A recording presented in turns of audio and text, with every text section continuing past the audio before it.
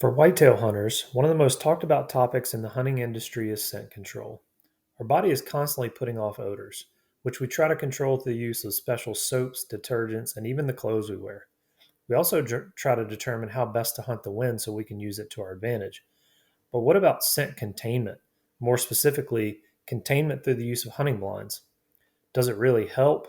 Do they really diminish the amount of scent released into the air? That's the question I want to try to answer today. To test this, I'm going to do an experiment using smoke bombs to visually show how the wind carries our scent both inside and outside of a hunting blind. As you can see, this is just a run-of-the-mill pop-up blind.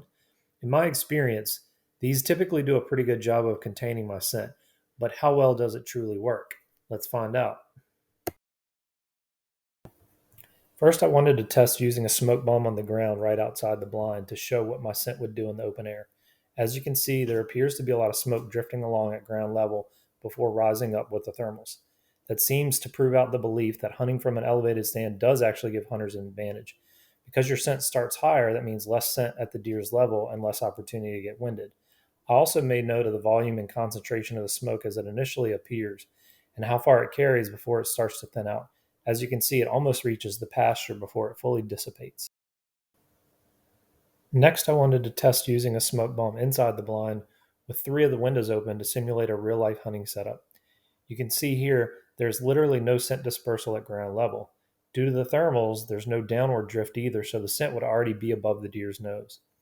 The smoke seems to have less volume and less concentration as it exits the blind than it did out in the open air, which makes it dissipate quicker, in other words, before reaching the pasture.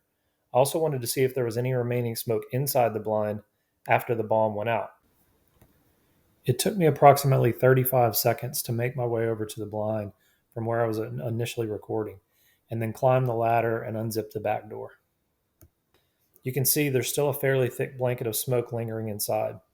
So the results seem to indicate that this particular blind does contain some of my scent, even with three of the windows open. I wasn't exactly sure what to expect when doing this test, but I feel like it successfully demonstrated two things. Number one, that being elevated does provide some benefit when it comes to scent dispersal down at the deer's level. If you add rising thermals to the equation, I think you decrease the risk of being winded even further.